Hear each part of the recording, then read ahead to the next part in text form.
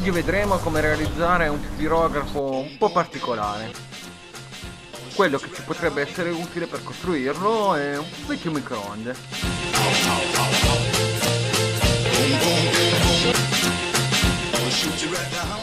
Togliamo la roba che non ci serve, 1 e 2 via. Adesso lo apriamo.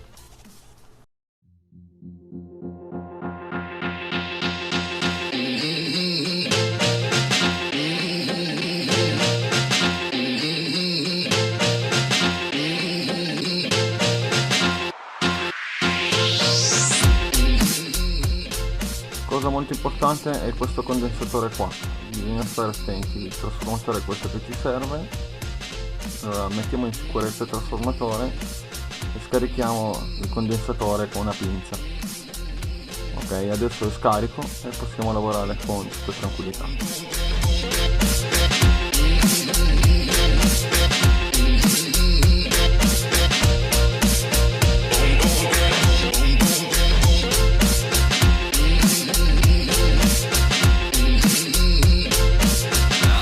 Comes the music. Boom, boom, boom, boom. I'll shoot you right down. Boom, boom, boom, boom. Ow, ow, ow, ow. Boom, boom, boom, boom. I'll shoot you right down. Boom, boom, boom, boom. Ow, ow, ow, ow.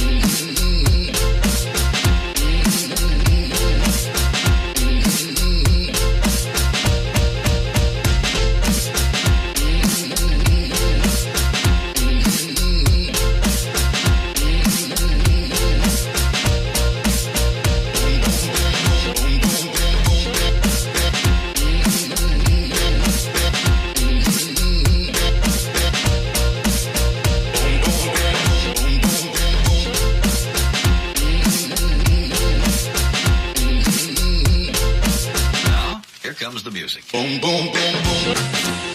I'll shoot you right down. Boom, boom,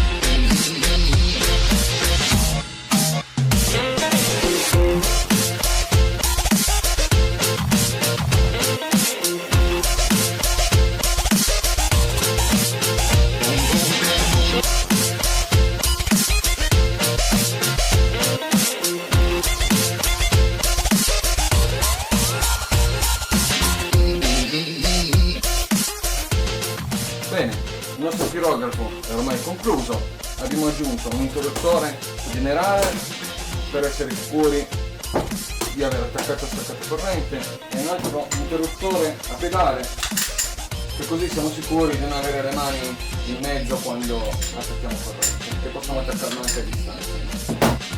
Consiglio di mettere 2 cavi di grossa portata e possibilmente anche le pinze che usiamo per i cavi dell'auto, che sono abbastanza grosse e sono isolate.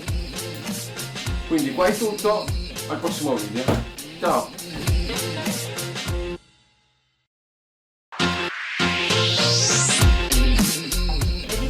Soprattutto anche il frigo.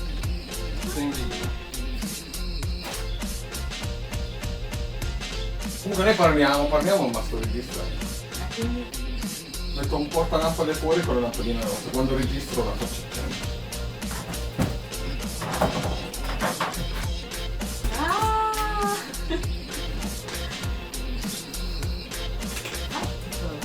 Togliere un paio di birra ancora. Adesso Ma lo immaginavo pieno di birra, però Here comes the music.